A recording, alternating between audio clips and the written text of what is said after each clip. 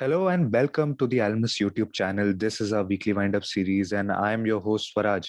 And with JK, I'll be taking you through this week's major updates. JK, it has been a long time since we discussed the situation in China. Now, listeners, the reason we are discussing China is because China is an important piece of the global economic puzzle. They control so much, and it roughly accounts for around 19% of the world's economic output. So, if something happens in China, it affects everyone globally. Now, consumption in China is measured by a popular metric called retail sales, which has declined significantly in the month of April, and so has industrial production. And PBOC recently cut its mortgage lending rate to support the property sector. JK, how has this slowdown in China contributed to the global inflationary scenario? Because, as we have seen, a slowdown in China is not something that can be ignored. Good morning. You are absolutely right, Swaraj. Importance of China in the global contribution to growth as well as the global supply chain cannot be overemphasized. And it's a very important role in the. It had an important role in the recent challenge of inflation and slowdown. Starting with property sector slump, then the clamp on tech sector by the authorities, and finally the current lockdown situation in line with zero tolerance policy of COVID. The second largest economy has affected both the global economy and the markets significantly. The huge slowdown there has started to reflect in their numbers, with evidence of it in the latest retail sales and industrial production, which have slumped, as you said.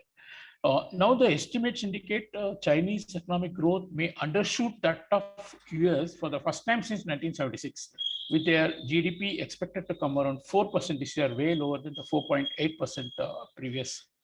Of course, the good part is that Chinese authorities have been addressing the slowdown in many fronts: monetary, fiscal, and regulatory.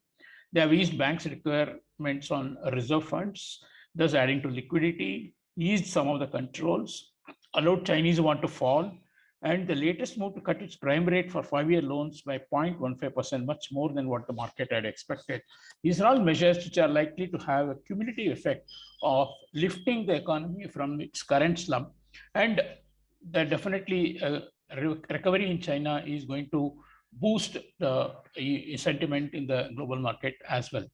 The other good news is that Shanghai, the major hub of economic activity in China, has started to ease COVID-related curbs and would be restarting many sectors from June 1, albeit in stages. Chinese stocks and yuan have already seen signs of recovery on this news. Even the Chinese port activity is reportedly reverting to 90% level now. Now, this is a big relief to global investors and global markets, and could see at least a bear rally in the coming days, with short-term oversold conditions helping. But your main question on how the inflation is impacted by China, definitely the being a hub of global supply chain, the improvement in the conditions there is likely to ease some of the constraints on goods movement and supply issues, and that will be probably helping inflation come down somewhat. That is the expectation, actually. Right. So, as you mentioned, with easing COVID regulations and the Chinese government actively trying to address the issue, so Chinese economy might be getting a lift from the current slump, and because they are so much into production and just because of a slump in China, we are seeing such supply chain issues that might be easing in the future. Uh, Talking of inflation, now we are seeing some good inflation numbers coming from the European region. Of course, some of it seems to be uneven because in the Baltic regions, which is close to Russia, and the Eastern European areas, which is suffering from more of a fuel inflation, while countries like Switzerland, which has been renewables heavy, have done well with respect to fuel inflation. While for UK, even food inflation has been a cause of concern. Basically, eurozone is suffering from inflation.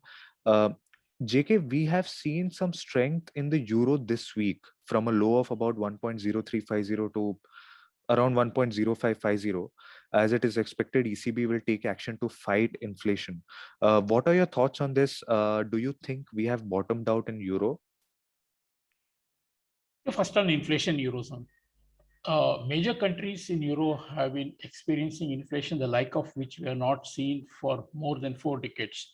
with the latest number at 7.4%, which is more than 3 times of ECB's targeted inflation of 2%. Of course, all is well known that energy prices have been a major contributor to this, particularly after the Ukraine war, with the latest increase in energy pricing coming at 37.5%. What's more, the possibility of ban on Russian oil imports could only worsen the situation. For the markets, of course, it's a sluggish response from ECB to high inflation, unlike its US counterpart that matters. Their bond buying program is still on and would end in June. While some ECB members are talking about a rate hike in July, President Lagarde still sounds neutral. However, the pressure is mounting on them to increase rates to curb demand. Otherwise, their credibility will be at stake. Meanwhile, the dramatic weakness in the euro has got a lot of attention at ECB, at least some of the members, which the market has probably not noticed. Policy makers are not targeting the exchange rate, but its slide toward dollar parity is increasingly been a hot topic of debate.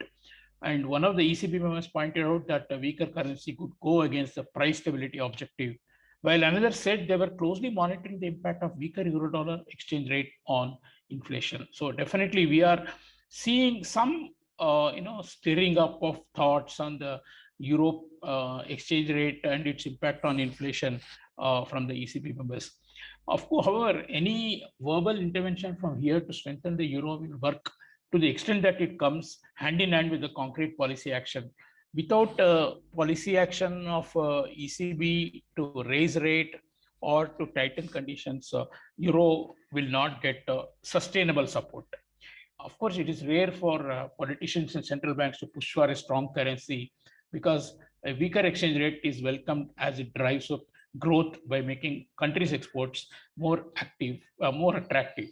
But in this high inflation world, a stronger currency is viewed as a way to offset rising import prices.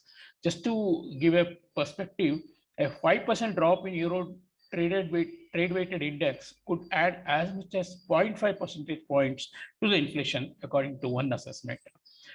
For Europe, apart from the weak exchange rate and its impact on the high inflation reading, the one-way slide is a sign of weakness in eurozone stability, which investors will view negatively.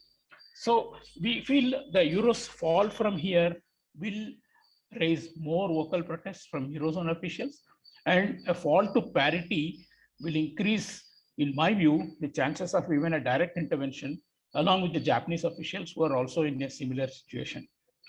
US authorities normally prefer exchange rates to be determined by markets, but this time they may not be averse to an action in such an extraordinary situation and levels, as further overall dollar strength may impact global growth severely and in turn affecting them as well.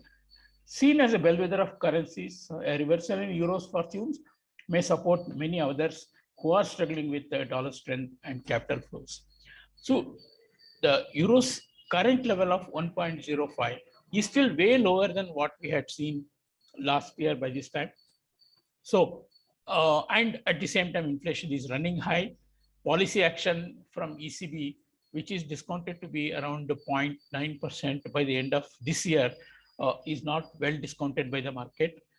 I feel we have a better case for euro to rise from these levels, and any dip towards 1.0350 or an unlikely dip towards parity will invite not only official reaction, but also market itself ready to cover its structural short positions.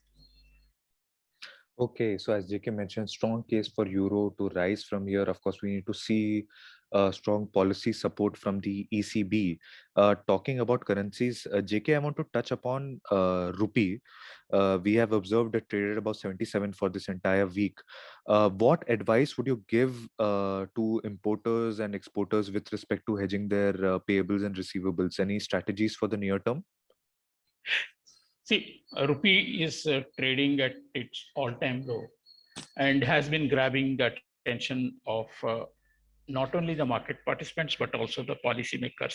That is why we are seeing a curb in volatility with the efforts of the central bank selling.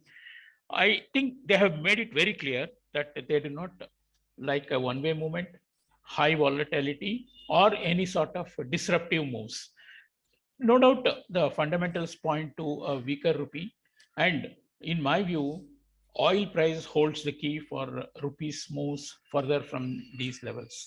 That said, we will not see a big slide in the rupee in a one-way fashion in a short time, even if the underlying trend is for more depreciation. Therefore, the exporters as well as importers have to use their prudence and hedge accordingly. What I mean is that market does give dips whenever the central bank acts, and those dips need to be used by importers to cover their payables of 1 to 2 month perspective. Whereas exporters, whenever we see a new high being hit, exporters can cover up to 2 to 3 months of exports, because adding to the high annualized premium, the exchange rate of 1 year, for example, is now inching towards 81, and that should be very attractive for exporters. So the direction for the rupee is not changing, but still there are opportunities for both exporters and importers to act prudently and protect their revenues or payables. And of course, any change, broader change in the dollar index direction should be, monitored very closely, because that may result in a sharp correction in the USD INR on the downside. Okay, thank you so much, JK, for that crisp answer. So, guys, as JK mentioned, any broader change in dollar index can lead to some sort of reversal in dollar rupee as well. So make sure you all manage your risk very well, and to keep yourself updated with any such changes on a daily basis, you can check out our Market Morning series. Thank you so much, JK, for taking the time for helping us wind up the developments of this week. Uh, that's it from our end. Have a good weekend, everyone. Thank you. Thank you and have a nice weekend.